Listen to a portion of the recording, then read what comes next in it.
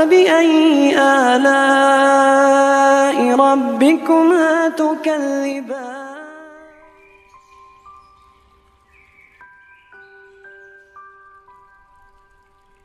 Bismillahirrahmanirrahim. Assalamualaikum warahmatullahi wabarakatuh.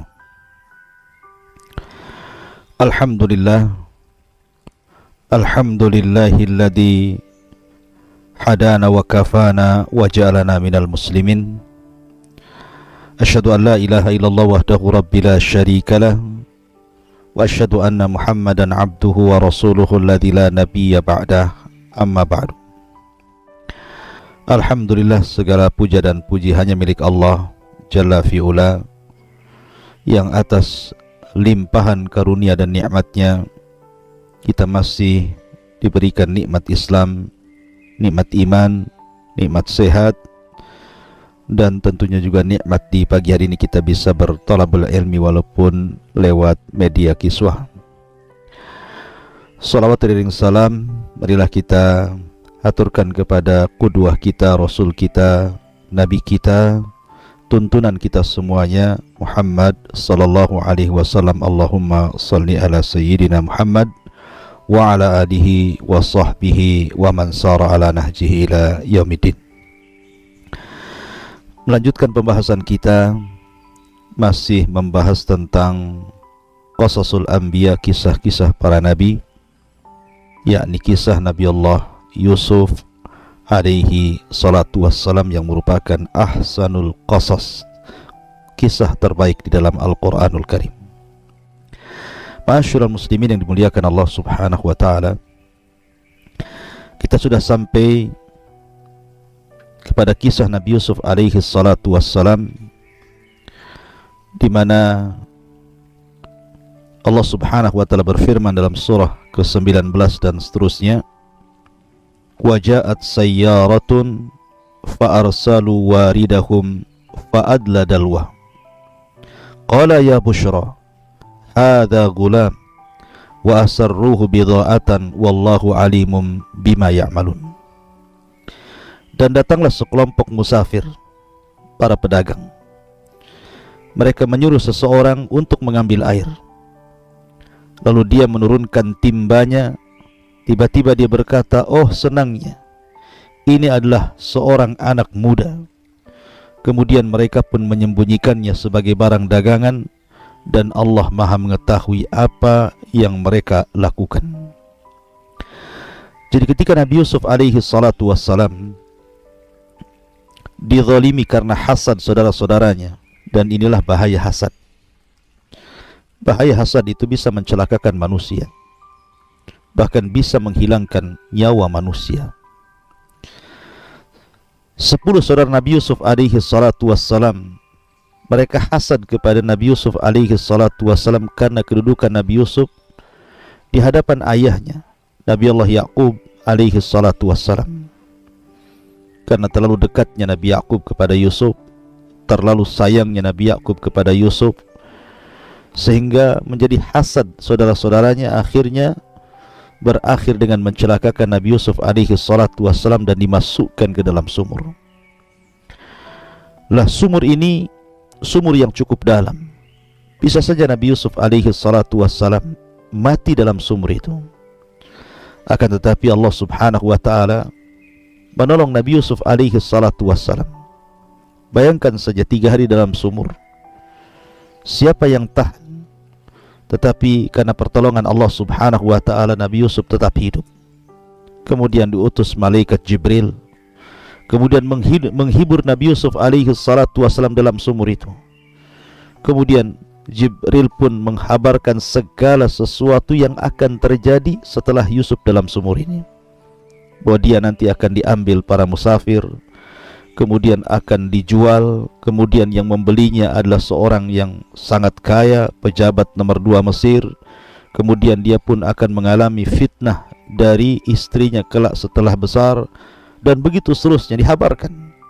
Dan itu yang membuat tenangnya Nabi Yusuf alaihi salatu wassalam dalam sumur itu.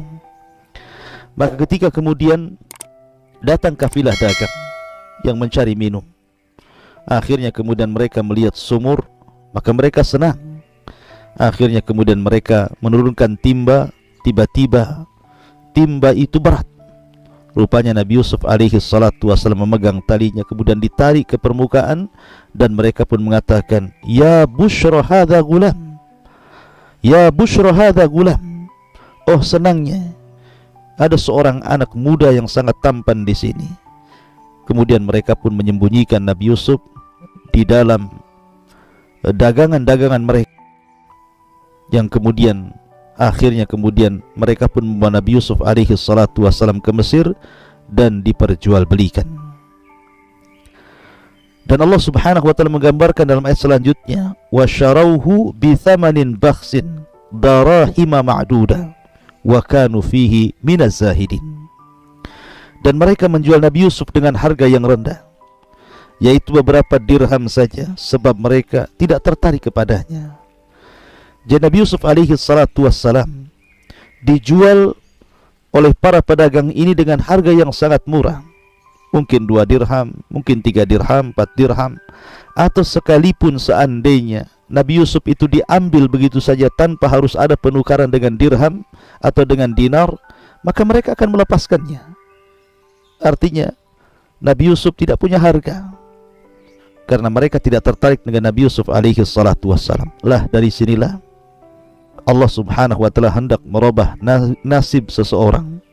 Wa asa an takrahu syai'an wa huwa khairul lakum.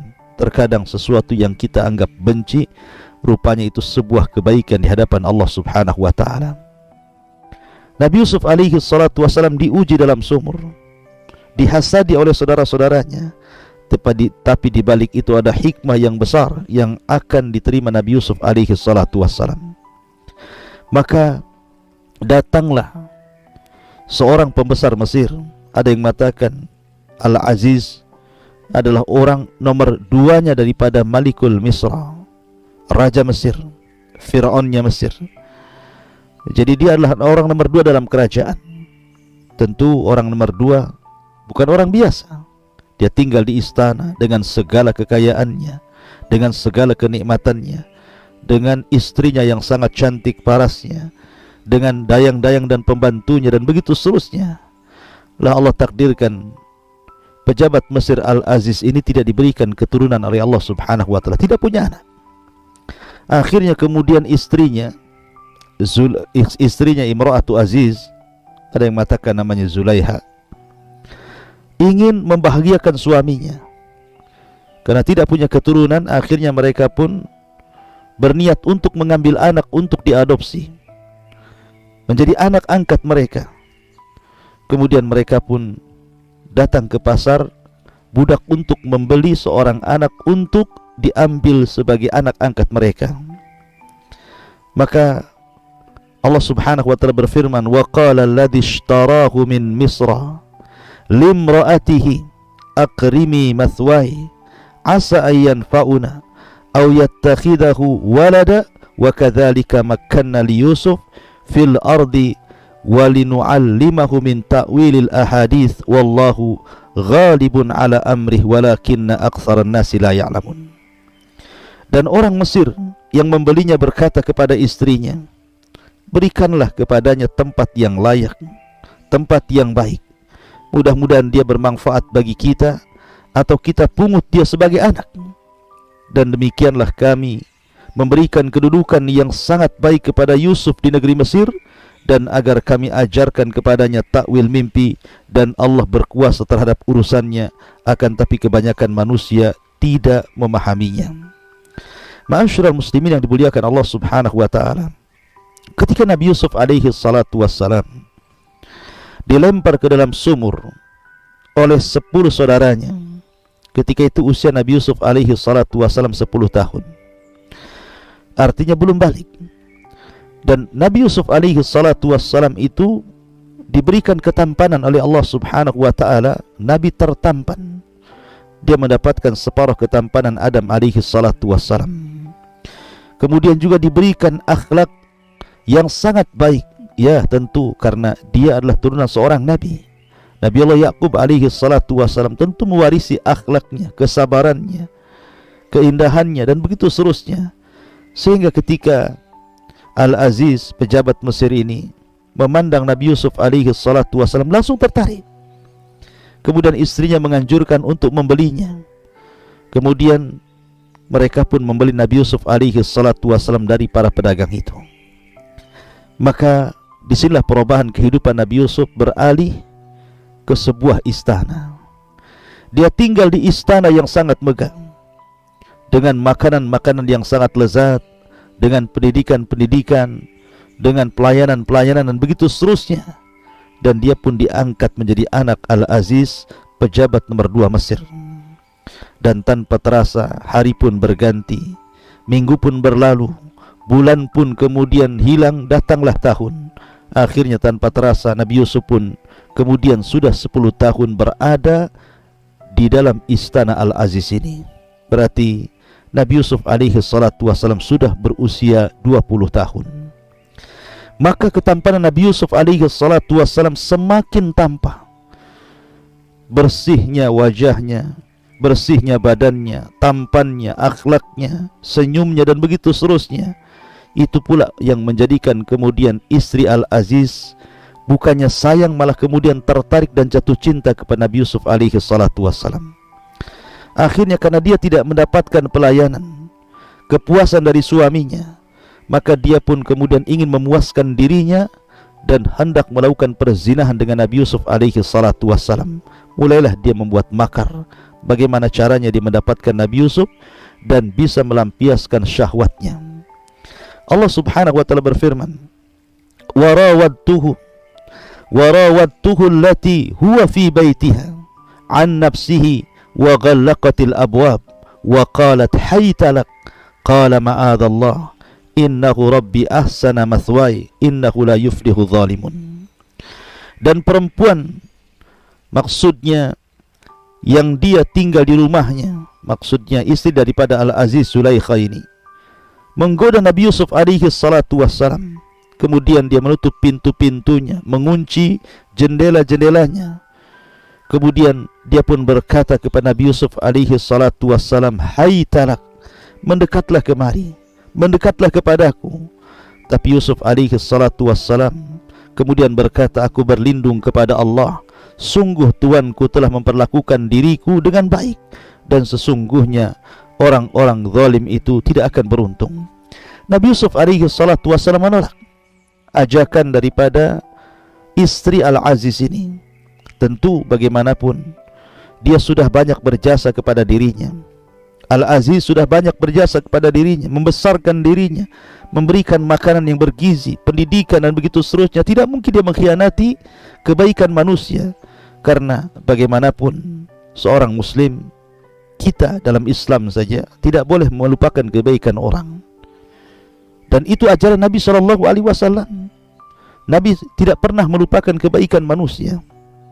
Bahkan ketika orang-orang Ansar dalam pembagian ghanimah yang dilakukan Nabi SAW pasca perang Hunain, orang-orang Ansar ini, mereka merasa cemburu karena Nabi SAW membagi-bagikan ghanimah kepada orang-orang muhajirin lebih banyak dibandingkan kepada mereka.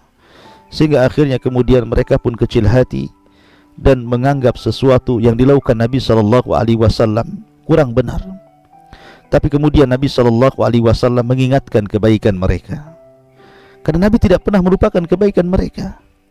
Nabi SAW mengatakan, kalau seandainya kalian bicara pasti benar dan pasti kebenarkan.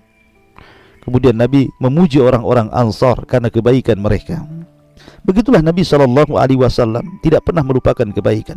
Begitu juga Nabi Yusuf alaihissalam tidak pernah melupakan kebaikan Al-Aziz yang sudah merawatnya, yang sudah mengambil dia dari sumur, dari hasadnya saudara-saudaranya, dari perbudakan, akhirnya diangkat menjadi anak seorang pejabat Mesir besar, orang nomor 2 Mesir. Makanya dia kemudian menolak ajakan istrinya karena ini termasuk berkhianat kepada kebaikan Al-Aziz yang sudah merawatnya. Makanya dia tolak. Ketika Nabi Yusuf alaihi salatu wassalam betul-betul digoda, dimasukkan ke dalam rumahnya Al-Aziz, pintu-pintu dikunci, jendela-jendela dikunci, tidak ada siapapun di situ. Tetapi Nabi Yusuf alaihi salatu wassalam berusaha untuk menjaga dirinya.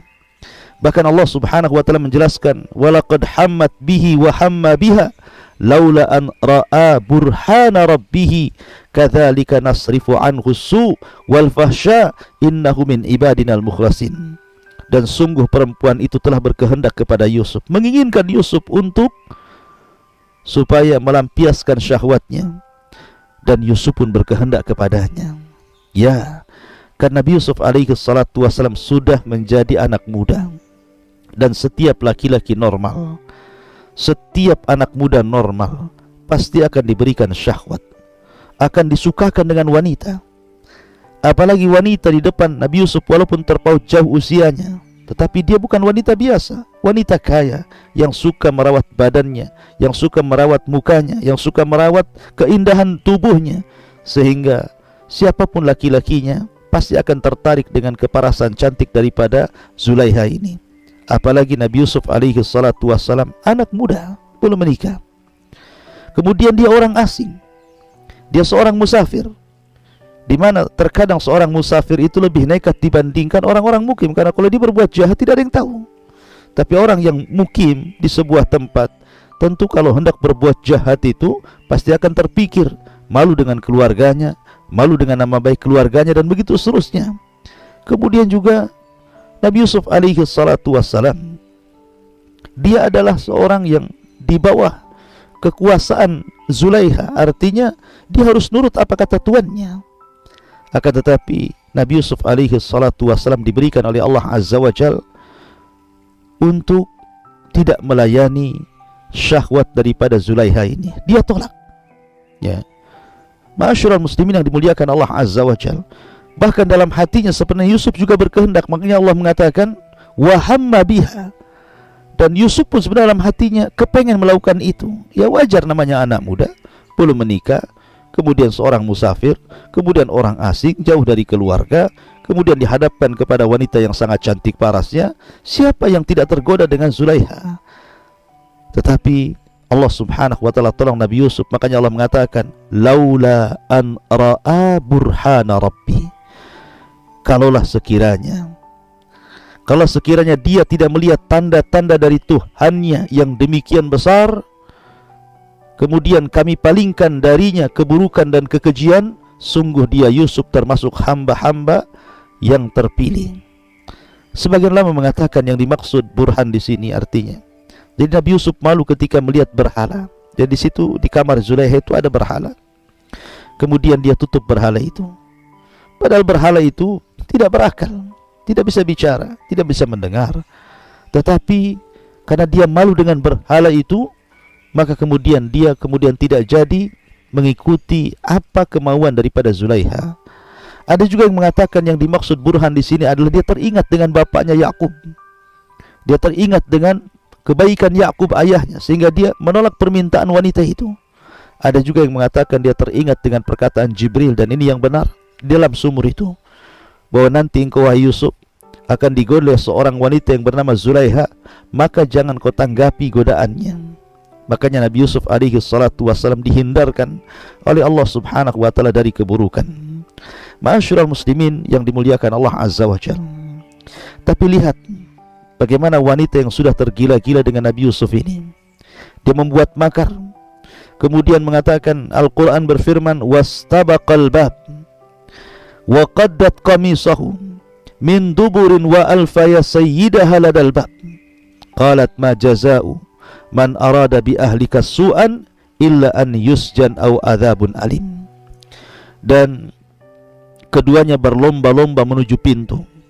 Jadi Zulaiha mengejar Nabi Yusuf yang lari ke pintu, dan pintu itu terkunci. Percuma saja sebenarnya Nabi Yusuf alaihi salatu wassalam ingin lari dari ruangan itu, karena dia tidak bisa lari. Pintu terkunci, jendela terkunci. Yang punya kunci hanyalah suami istri Zulaiha dan Aziz saja. Maka keduanya berlomba menuju pintu, dan perempuan itu menarik baju gamisnya Yusuf dari belakang hingga koyak. Jadi robek pakaian belakangnya karena ditarik oleh Zulaiha.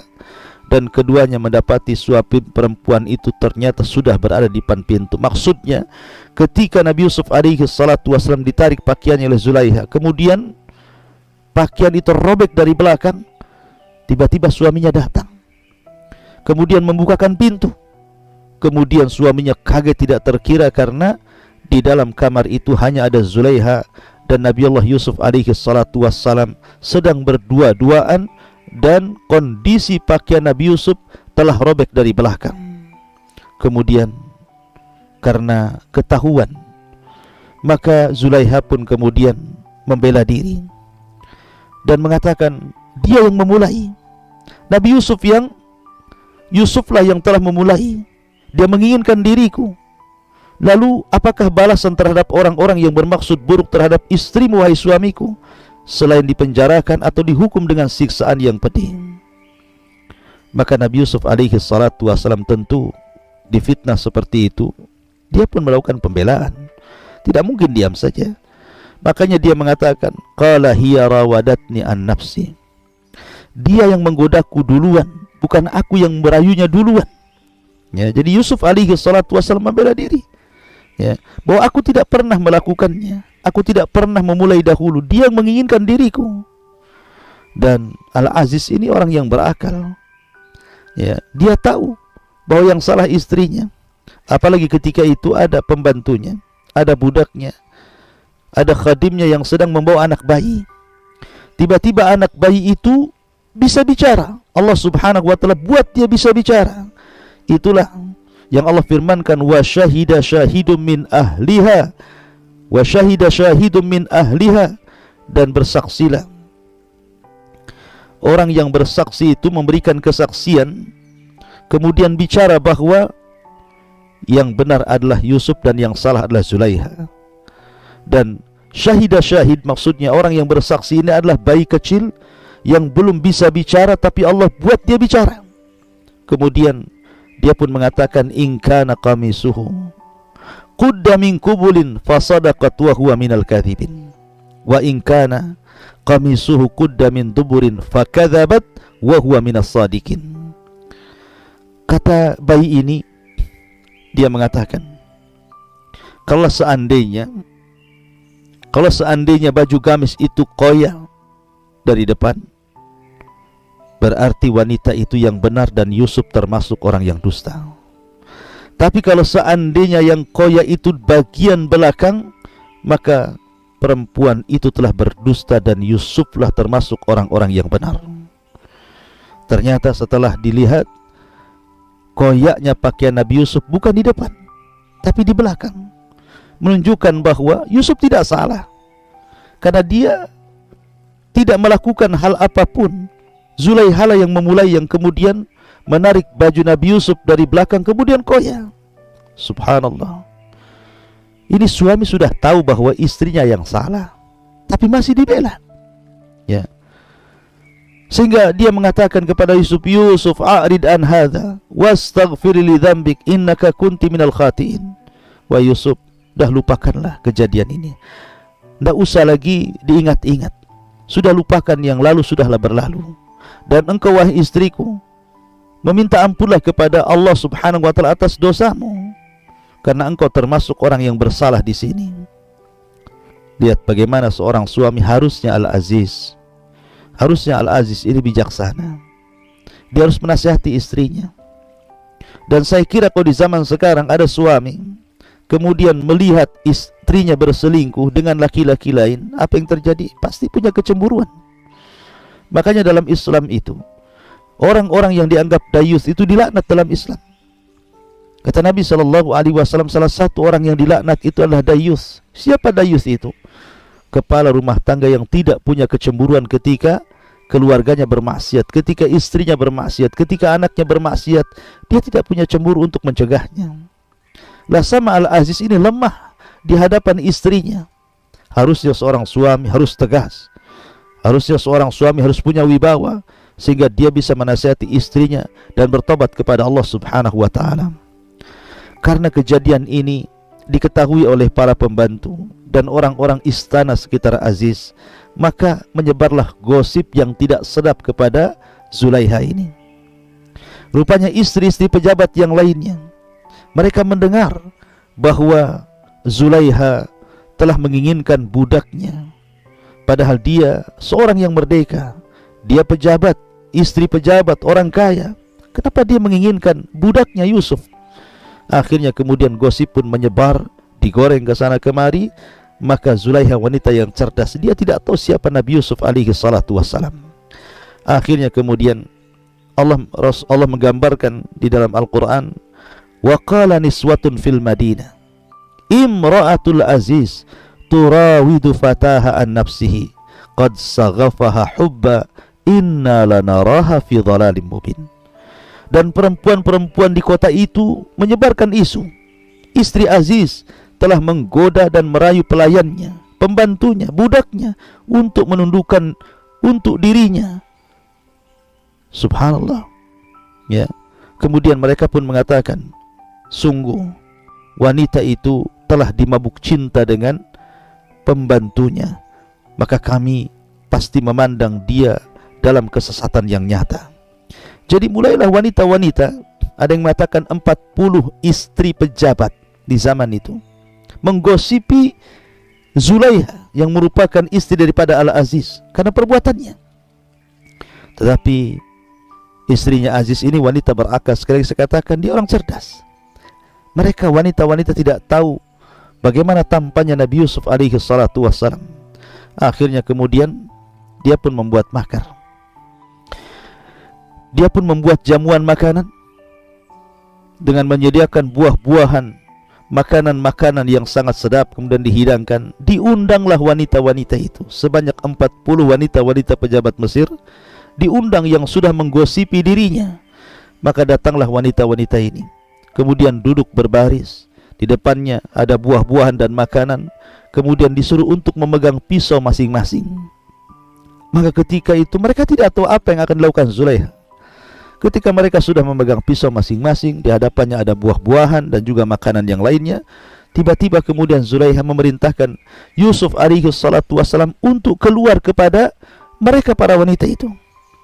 Maka keluarlah Yusuf alaihi salatu wassalam, keluar kepada wanita-wanita, 40 wanita-wanita pejabat ini.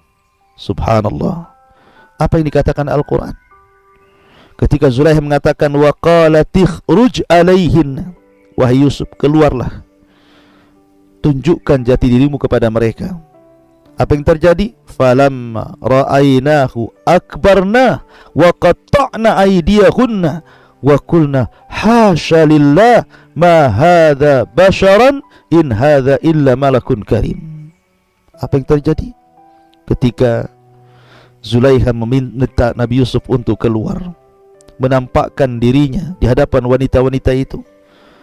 Maka perempuan-perempuan, istri-istri pejabat yang sedang duduk di depannya hidangan, di tangannya pisau, ketika melihat Nabi Yusuf alaihi salatu wassalam, mereka terpesona dengan keelokan rupa Nabi Yusuf, dengan ketampanan Nabi Yusuf, dan tanpa sadar mereka pun melukai tangan-tangan mereka dengan pisau-pisau itu, seraya mereka berkata, Maha sempurna Allah, ini bukan manusia, ini adalah malaikat yang sangat mulia. Kenapa mereka mengatakan seperti itu? Malaikat itu tidak punya syahwat. Artinya Nabi Yusuf alaihi salatu wassalam ketika keluar menuju wanita-wanita itu, dia tidak pernah memandang wanita-wanita itu. Dia tundukkan pandangannya. Padahal wanita di hadapan Nabi Yusuf itu bukan wanita biasa. Mereka wanita-wanita pejabat. Mereka wanita-wanita yang parasnya cantik rupawan, wanita-wanita tercantik di Mesir. Tetapi Nabi Yusuf alaihi salatu wassalam tidak tergoda dengan mereka, tetap menundukkan pandangan. Tapi wanita-wanita itu kemudian terpesona dengan Nabi Yusuf, melihat ketampanannya, parasnya yang indah. Mereka pun mengatakan, ma hadza basyara, ini bukan manusia, in hadza illa malakun karim, ini pasti malaikat karena tampannya luar biasa. Tanpa sadar mereka pun kemudian memotong-motong jari-jari mereka, melukai jari-jari mereka dengan pisau-pisau yang di tangannya, dan tanpa terasa. Subhanallah. Kenapa? Bukankah kalau orang teriris itu kesakitan? Ini tidak. Wanita itu tidak berteriak kesakitan karena terlukai dengan pisau yang di tangannya. Ya, kata ulama mengatakan, karena apabila seseorang melihat sesuatu yang dicintainya, maka itu bisa menghilangkan rasa sakit yang ada pada dirinya. Lihat Bilal bin Rabah, diazab oleh Allah subhanahu, diazab oleh orang-orang Quraisy. oleh majikannya karena hanya beriman kepada syariat Rasul sallallahu alaihi wasallam, dibawa ke padang pasir, kemudian diikat di batu di atas terik matahari yang luar biasa, di padang pasir yang gersang, kering kelontang, yang tidak ada air sama sekali. Tapi Bilal tidak pernah merasakan sakit dan dia hanya mengatakan ahadul ahad, ahadul ahad. Ya, karena kecintaannya kepada Allah sehingga melenyapkan rasa sakit cambukan tuannya dan baru berhenti kalau seandainya tuannya lelah. Maka wanita-wanita ini juga karena melihat ketampan Nabi Yusuf, akhirnya mereka terpesona, lupa bahwa tangan mereka sudah terlukai dengan pisau-pisau itu. Kalimat qata' dengan menggunakan tasdid itu beda dengan qata'. Ya, kalau qata'a itu hanya mungkin satu irisan saja, tapi kalau qata' itu artinya beriris-iris. Ya. Jadi melukai itu berkali-kali tangannya dilukai dengan pisau itu. Dan mereka tidak merasakan sakit karena terpukul dengan ketampanan Nabi Yusuf alaihi salatu wassalam. Barulah kemudian mereka paham kenapa Zulaiha tertarik dengan Yusuf alaihi salatu wassalam. Maka akhirnya kemudian setelah itu terjadi, barulah kemudian Zulaiha mengatakan, qalat fadzalikunna alladhi lumtunnani fihi walaqad rawattuhu an nafsi fasta'sam wala illam yaf'al ma amuruhu la yusjananna wala yakunanna minas saghirin. Dan istrinya Al-Aziz berkata, itulah orangnya yang menyebabkan kamu mencela aku karena aku tertarik kepadanya, dan sungguh aku telah menggoda untuk menundukkan dirinya, tapi dia menolaknya. Yusuf menolaknya, ya, karena dia tahu bahwa perbuatan itu tidak benar. Perbuatan itu perbuatan fahsya wal munkar.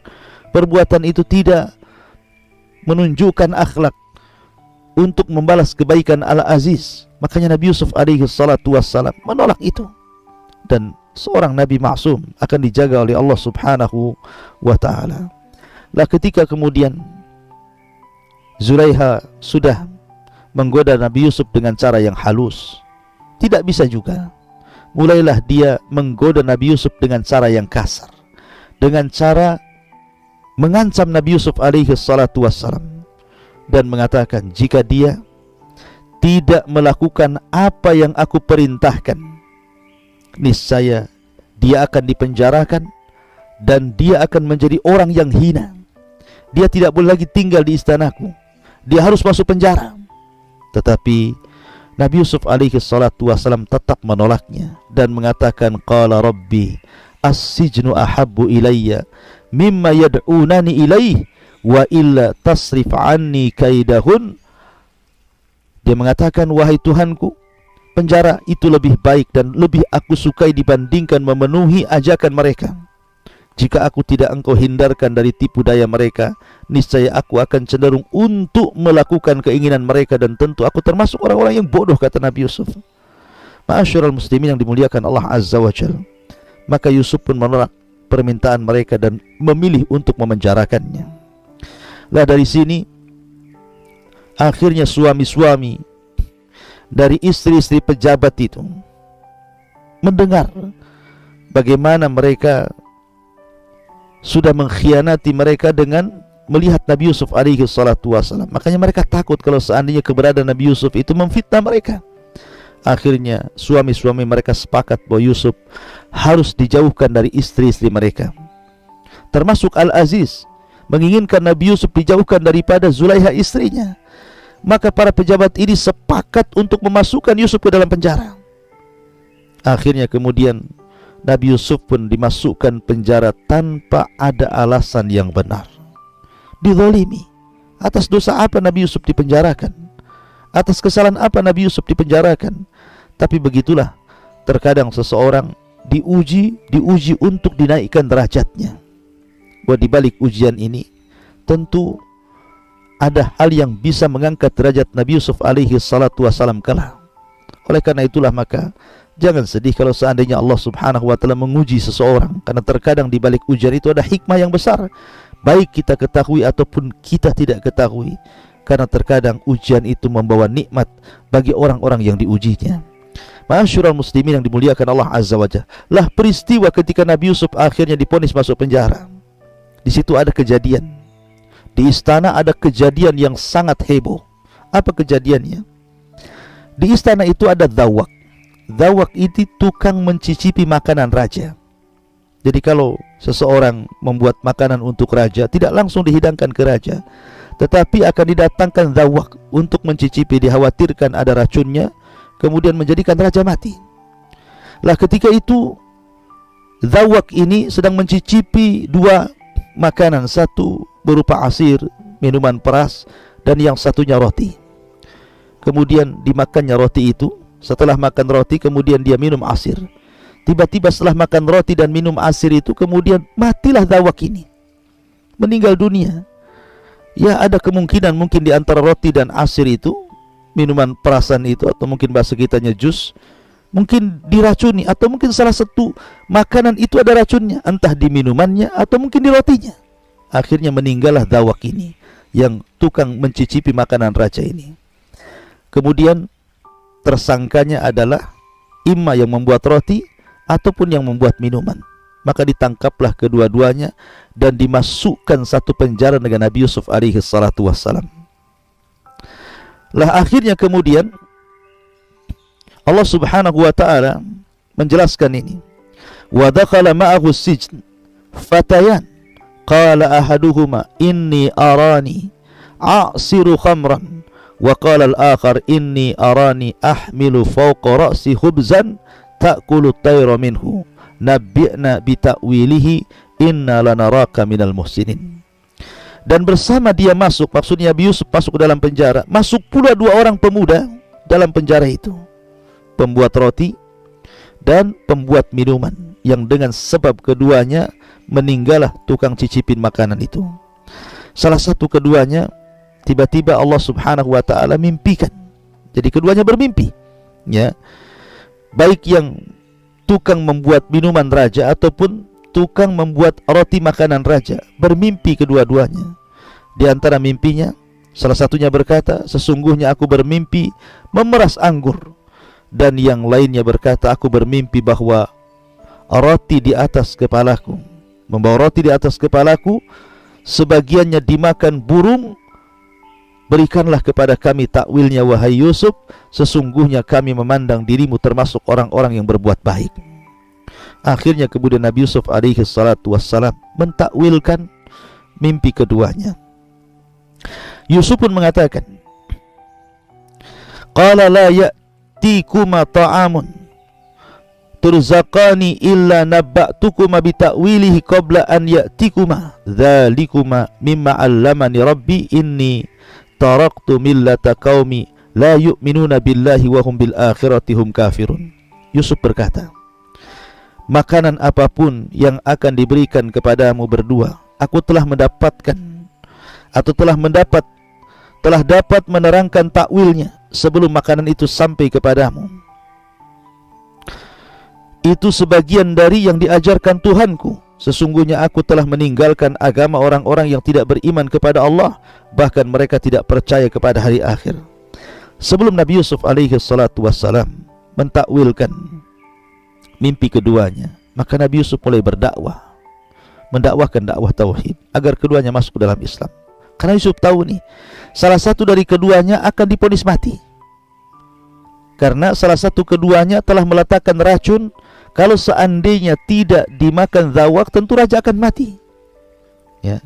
Tapi karena kemudian yang mencicipi dulu adalah dhawaknya, maka dia yang meninggal sebelum sampai ke makanan raja itu. Dan Yusuf tahu kalau kedua-duanya keluar dari penjara, pasti salah satunya akan dibunuh, karena sudah berani meracuni raja, ya. Makanya Nabi Yusuf alaihi salatu wassalam ingin mendakwai keduanya, ingin mengajak keduanya ke dalam tauhid. Maka Nabi Yusuf alaihi salatu wassalam mulai berdakwah kepada keduanya, mengajak mereka berdua kepada tauhid. Dan dia mengatakan, wattabi' millata abai Ibrahim wa Ishaq wa Yaqub ma kana lana an nusyrika billah min syai'in dzalika min fadlillahi alaina wa 'alan nas walakinna aktsaran nas la yashkurun. Wattaba'tu millata abai Ibrahim, dan aku mengikuti agama nenek moyangku Ibrahim. Wattaba'tu millata abai Ibrahim. Kemudian juga Ishak, kemudian Yakub. Tidak pantas bagi kami para nabi mempersekutukan sesuatu apapun dengan Allah. Itu adalah dari karunia Allah kepada kami dan kepada manusia semuanya, tetapi kebanyakan manusia tidak bersyukur kepada Allah Subhanahu wa taala. Intinya bahwa Nabi Yusuf terus mendakwai orang ini, tapi tidak dijelaskan dalam Al-Qur'an apakah keduanya kemudian masuk Islam, ikut ajaran Nabi Yusuf alaihi salatu wassalam. Yang jelas bahwa Nabi Yusuf alaihi salatu wasallam berusaha untuk berdakwah kepada keduanya sebelum mentakwilkan mimpinya. Karena Yusuf tahu bahwa salah satu dari keduanya pasti akan dibunuh. Ya. Mulai setelah itu Nabi Yusuf alaihi salatu wasallam mentakwilkan mimpi keduanya. Apa takwilnya? Ya sahibai sijni, amma ahadukuma fayasqi rabbahu khamra wa ammal akhar fayuslabu fatakulu tayru min ra'sih qudiyal amru alladhi fihi tastaftiyan. Wahai kedua penghuni penjara, salah seorang di antara kamu akan bertugas menyediakan minuman khamr bagi tuannya. Artinya akan bekerja lagi. Akan bekerja lagi untuk membuat asir, minuman khusus raja. Tetapi yang satunya lagi, kata Nabi Yusuf alaihi salatu wassalam, akan disalib, akan dibunuh, kemudian akan disalib. Lalu burung-burung akan memakan sebagian kepalanya. Nabi Yusuf alaihi salatu wassalam mengatakan, yang satunya selamat, yang satunya akan dibunuh, disalib, kemudian akan dimakan separuh kepalanya oleh burung. Telah terjawab perkara yang kamu tanyakan kepadaku. Wa qala lilladzi dhanna annahu najin minhuma udhkurni inda rabbik. Dan dia pun Yusuf berkata kepada orang yang diketahuinya akan selamat di antara mereka berdua, terangkanlah kepadaku kepada tuanmu. Nanti kalau kau sudah keluar dari penjara, jelaskan bahwa aku yang mentakwilkan mimpi kalian berdua. Fa ansahu syaitan dzikra rabbih falabisa fi sijni bid'a sinin. Maka setan menjadikan dia lupa untuk menerangkan kepada Yusuf, kepada tuannya. Karena itu dia Yusuf tetap dalam penjara beberapa tahun lamanya. Artinya bahwa Nabi Yusuf alaihi salatu wassalam setelah memberikan takwil mimpi itu, berharap dengan kemudian bagi orang yang selamat ini menceritakan perkara itu kepada tuannya, kepada rajanya, mudah-mudahan dia bisa keluar dari penjara. Akan tetapi Allah takdirkan keinginan Nabi Yusuf tidak sebagaimana keinginan Allah Subhanahu wa taala. Allah ingin menyelamatkan Nabi Yusuf dengan dirinya sendiri. Allah yang akan menyelamatkan nanti. Ya, dengan cara apa? Dengan cara takwil mimpi. Jadi ketika betul-betul dua orang di penjara ini keluar, maka apa yang ditakwilkan oleh Nabi Yusuf alaihi salatu wasallam menjadi kenyataan. Rupanya yang menaruh racun kepada makanan itu adalah pembuat roti itu. Jadi dia membuat roti, hendak membunuh raja dengan cara meletakkan racun. Tetapi kemudian roti itu kemudian dicicipi oleh Zawak, maka Zawaklah kemudian yang meninggal dunia. Akhirnya setelah keluar penjara dia pun dieksekusi mati, kemudian disalib, dan sebagian kepalanya dimakan burung, persis seperti takwilnya Nabi Yusuf alaihi salatu wasallam. Adapun yang suka membuat air, suka membuat asir, selamat, sehingga tidak dibunuh karena tidak berbuat jahat, tidak meletakkan racun untuk raja. Akhirnya kemudian dia pun lupa nasihat Nabi Yusuf alaihi salatu wassalam. Akhirnya Yusuf pun terpaksa harus mendekam di penjara lebih lama lagi, sampai 10 tahun. Setelah kejadian itu, Nabi Yusuf alaihi salatu wassalam tetap dalam penjara. Subhanallah, di penjara tanpa ada salah, di penjara tanpa ada alasan. Ini kezaliman, ya, hasadnya para pejabat Mesir. Ya, karena dikhawatirkan kemudian wanita-wanita itu tertarik dan terpesona dengan Nabi Yusuf alaihi salatu wassalam. Dari kezaliman, ya. Lah ketika itu Allah Subhanahu wa taala takdirkan sang raja bermimpi. Sang raja bermimpi. Makanya saya katakan kisah Nabi Yusuf ini unik. Permulaan kisah bicara mimpi, dan sekarang kita masuk pertengahan kisah juga bicara mimpi, ya. Dan nanti di akhir kisah pun bicara mimpi. Lah, sang raja ini bermimpi. Apa mimpinya? Wa qala al-maliku inni ara sab'a baqaratin siman ya'kuluhunna sab'u ijaf wa sab'a sumbulatin khudrin wa ukhra yabisat ya ayyuhal mala uftuni fi ru'yaya in kuntum li ru'yaya ta'burun. Qalu adghathu ahlamin wa ma nahnu bi ta'wilil ahlami bi'alimin. Dan raja pun berkata kepada para pemukanya, sesungguhnya aku bermimpi semalam melihat 7 ekor sapi betina yang gemuk dimakan oleh 7 ekor sapi betina yang kurus. Subhanallah, ini mimpinya aneh. Harusnya yang gemuk memakan yang kurus, ini pula yang kurus memakan yang gemuk. Dan sapi itu tidak mungkin memakan sapi. Mana ada sapi makan sapi? Sapi bukan kanibal, sapi bukan pemakan daging, sapi itu pemakan rumput. Makanya mimpinya aneh. Ya, kata raja, dia mengatakan, sesungguhnya aku bermimpi melihat 7 ekor sapi betina yang gemuk dimakan oleh 7 ekor sapi betina yang kurus. Bukan itu saja, 7 tangkai gandum yang hijau kemudian menyatu dengan 7 tangkai yang lainnya yang kering. Kemudian raja mengatakan, wahai para pemuka, terangkanlah kepadaku tentang takwil mimpiku ini jika kalian bisa mentakwilkan mimpiku. Tetapi para pejabat itu mengatakan, mimpi-mimpi itu hanyalah cerita kosong dan kami tidak mampu mentakwilkan mimpimu. Itu hanya sekedar nyanyian-nyanyian tidur saja. Itu hanya bunga-bunga tidur saja. Tidak usah didengar wahai raja. Tapi raja ini bermimpi bukan sekali, berkali-kali dengan mimpi yang sama. Makanya dia terus meminta agar pemukanya itu mencari orang untuk bisa mentakwilkannya. Lah kebetulan yang keluar dari penjara yang selamat dan tidak dibunuh itu, karena dia memang tidak berbuat jahat, tidak meletakkan racun pada minuman. Dia teringat bahwa di penjara itu ada seseorang yang bisa mentakwilkan mimpi. Akhirnya dia bertemu dengan raja, kemudian bercerita bahwa aku bisa mentakwilkan mimpimu, tapi aku harus menanyakan kepada orang yang di penjara itu, maksudnya Nabi Yusuf alaihi salatu wassalam. Akhirnya sang raja pun mengizinkan agar dia datang ke penjara. Selepas sampai di penjara, dia mengatakan kepada Nabi Yusuf alaihi salatu wassalam, Yusuf ayyuhas siddiq, aftina fi sab'i baqaratin siman ya'kuluhunna sab'u ijab wa sab'i sumbulatin hudrin wa ukhra yabisat la'alli arji ilan nas la'allahum ya'lamun. Yusuf, wahai orang yang sangat dipercaya, terangkanlah kepada kami takwil mimpi tentang 7 ekor sapi betina yang gemuk yang dimakan oleh 7 ekor sapi betina yang kurus, kemudian 7 tangkai gandum yang hijau, kemudian menyatu dengan 7 tangkai yang lainnya yang kering, agar aku bisa kembali kepada orang-orang itu agar mereka mengetahui takwil mimpi sang raja. Maka Yusuf alaihi salatu wassalam mulai mentakwilkan mimpinya dan mengatakan, tazra'una sab'a sinin da'aba fama hasadtum fadaruhu fi sumbulihi illa qalila mimma ta'kulun.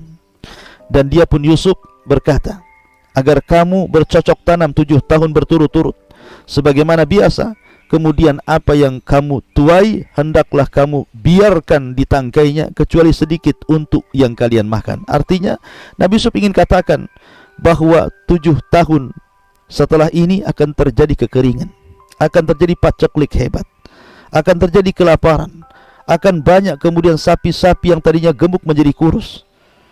Ya, akan terjadi kelaparan di mana-mana. Makanya 7 tahun dari sekarang harus dipersiapkan. Lah akhirnya kemudian setelah mendapatkan takwil mimpi itu, maka orang yang memeras anggur itu kemudian mendatangi sang raja, kemudian menceritakan takwil mimpi Nabi Yusuf alaihi salatu wassalam. Senanglah raja. Kemudian raja pun memberikan imbalan kepada Nabi Yusuf alaihi salatu wassalam untuk bebas dari penjara. Tapi Nabi Yusuf alaihi salatu wassalam tidak mau bebas begitu saja. Ya, tidak mau bebas begitu saja. Dia ingin kasusnya terungkap, bahwa dia tidak salah. Yang salah itu adalah Zulaiha. Yang salah itu adalah wanita-wanita yang sudah merayunya. Yang salah itu adalah pejabat-pejabat yang sudah masukkan dia ke penjaranya. Ya. Jadi dia tidak mau kemudian keluar begitu saja.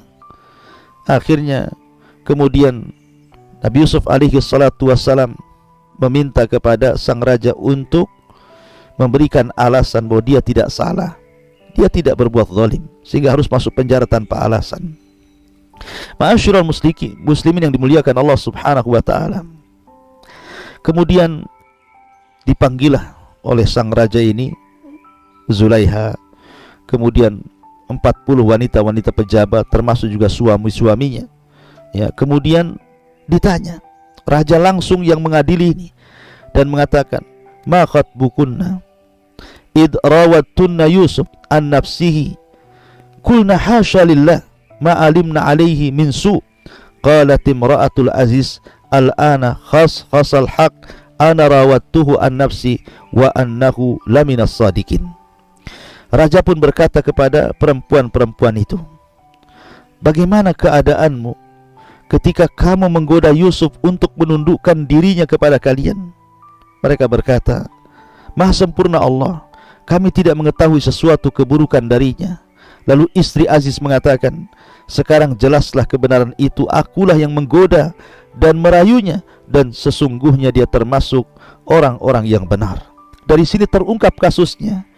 Karena bagaimanapun ketika wanita-wanita itu merayu Nabi Yusuf alaihi salatu wassalam, ada bukti di tangan-tangan mereka berupa luka-luka pisau-pisau, goresan-goresan pisau berkali-kali, sehingga luka-luka itu tidak mungkin kemudian hilang begitu saja. Dan itu menjadi bukti bahwa mereka yang salah menggoda Nabi Yusuf, hendak menjerumuskan Yusuf kepada keburukan, ya. Tetapi wanita-wanita itu tidak mengakui, kecuali Zulaiha. Betul-betul dia bersaksi dengan saksi yang jujur dan mengatakan, memang aku yang salah, aku yang menggodanya. Lah kejadian ini ma'asyiral muslimin tentu menghebohkan istana, ya. Akhirnya para suami pun mereka marah kepada istri-istri mereka. Dan Nabi Yusuf alaihi salatu wassalam pun akhirnya terbebas dari penjara, dan Allah yang mengeluarkannya. Dengan apa? Dengan ilmu Nabi Yusuf alaihi salatu wassalam berupa mampu mentakwilkan mimpi. Dari sini menunjukkan fadilah ilmu. Kalau seandainya Nabi Yusuf tidak memiliki ilmu, tentu dia akan selamanya hidup dalam penjara. Tapi karena dia memiliki ilmu, dengan ilmu itulah dia bisa keluar dari penjara. Maka penting seseorang itu talabul ilmi, menuntut ilmu, karena ilmu itu bisa menghindarkan seseorang dari keburukan. Seperti Nabi Yusuf alaihi salatu wassalam, maka kondisi kerajaan pun berbeda. Karena Yusuf alaihi salatu wassalam bukan hanya mampu mentakwilkan mimpi, tapi dia juga mampu dan diberikan kepiawaian untuk mengelola sebuah perekonomian negara. Maka dengan kejadian itu raja pun kemudian merubah posisi-posisi pejabat-pejabat itu. Dan kemudian Nabi Yusuf alaihi salatu wasallam diberikan kedudukan oleh sang raja, sampai sang raja mengatakan, wa qala al-maliku tuni bihi astakhlisuhu li nafsi falamma kallamahu qala innaka al-yawm ladaina makinun amin. Dan sang raja berkata bahwa Yusuf, bawalah Yusuf kepadaku agar aku memilih dia sebagai orang yang dekat kepadaku. Dia sudah jadi orang pilihanku. Ketika sang raja telah berdialog dengan Nabi Yusuf, dia pun berkata, sesungguhnya kamu mulai hari ini menjadi orang yang berkedudukan tinggi di lingkungan kami, dan engkau orang yang paling dipercaya. Artinya ketika kemudian raja berdialog tentang soal takwil mimpi, kemudian Nabi Yusuf alaihi salatu wassalam menjelaskan takwilnya, bahwa akan di masa depan akan terjadi begini, kemudian solusinya begini. Sehingga raja terpukau tertarik dengan Nabi Yusuf alaihi salatu wassalam dengan masalah yang diterangkannya. Kemudian juga keluar permasalahan, artinya mengeluarkan dari permasalahan besar. Yusuf tahu. Dari situlah raja kemudian menjadikan Nabi Yusuf alaihi salatu wassalam diberikan kedudukan tinggi di hadapan sang raja. Makanya raja mengatakan, sekarang kau mau apa? Mau kutempatkan di mana? Kau mau jabatan apa? Ya. Makanya Yusuf alaihi salatu wasallam mengatakan, qala ij'alni ala khazainil ar inni hafidun alim. Yusuf pun berkata, jadikanlah aku bendaharawan negara Mesir, karena sesungguhnya aku adalah orang yang pandai menjaga dan mengetahuinya. Karena begini, tentu posisi bendaharawan yang memegang harta kekayaan negara tentu tidak sembarang, ya, karena bisa saja mungkin seseorang itu salah kelola, diberikan kepada orang yang tidak layak, ataupun harusnya diberikan kepada yang layak kemudian diberikan yang tidak layak, atau mungkin korupsi dan begitu seterusnya. Tapi Nabi Yusuf alaihi salatu wasallam punya kepercayaan, dia sanggup untuk memegang jabatan itu, karena dia hafidun alim, bisa atau pandai menjaga, dan dia mengetahui cara bagaimana mengelola harta negara supaya tidak hilang dan berkembang. Akhirnya kemudian sang raja pun mengangkat Nabi Yusuf alaihi salatu wassalam. Dialah menjadi orang yang kedua setelah raja yang sebelumnya Al-Aziz diturunkan jabatannya, Yusuf naik pula jabatannya menjadi bendaharawan negara, mungkin bahasa kita mungkin menteri ekonomi atau apalah, menteri keuangan gitu ya, yang memegang harta kerajaan. Ma'asyiral muslimin yang dimuliakan Allah Subhanahu wa taala, maka dari sini berubahlah nasib Nabi Yusuf alaihi salatu wassalam. Wa asa an takrahu syai'an wa huwa khairul lakum. Terkadang sesuatu yang Anda anggap benci itu rupanya sebuah kebaikan. Ujian demi ujian ditimpakan Allah kepada Nabi Yusuf alaihi salatu wassalam, mulai daripada hasadnya 10 saudaranya, kemudian memasukkan Nabi Yusuf ke dalam sumur, kemudian dibawa oleh para pedagang, kemudian dijual dengan cara murah, kemudian mendapatkan ujian, dirayu, digoda oleh perempuan Aziz dan para perempuan pejabat-pejabat Mesir, akhirnya harus masuk mendekam di penjara selama bertahun-tahun tanpa ada alasan yang benar. Tetapi dengan kesabarannya Nabi Yusuf alaihi salatu wasallam diangkat derajatnya oleh Allah, dan sekarang dia menjadi bendaharawan Mesir, menjadi orang yang menentukan nasib perekonomian Mesir 7 tahun ke depan, bahkan mungkin puluhan tahun ke depan. Dan Nabi Yusuf alaihi salatu wasallam berhasil sehingga raja sangat percaya dengan Nabi Yusuf alaihi salatu wasallam. Lalu apa yang terjadi setelah Nabi Yusuf alaihi salatu wasallam memegang bendaharawan Mesir? Apa yang terjadi dengan ayahnya Yakub alaihi salatu wasallam? Apa yang terjadi dengan saudara-saudaranya Yusuf alaihi salatu wasallam? Tentu ini pembahasan yang sangat panjang. Nanti insyaallah kita akan lanjutkan lain kesempatan. Mudah-mudahan ada manfaatnya. Subhanakallah bihamdika, asyhadu an la ilaha illa anta.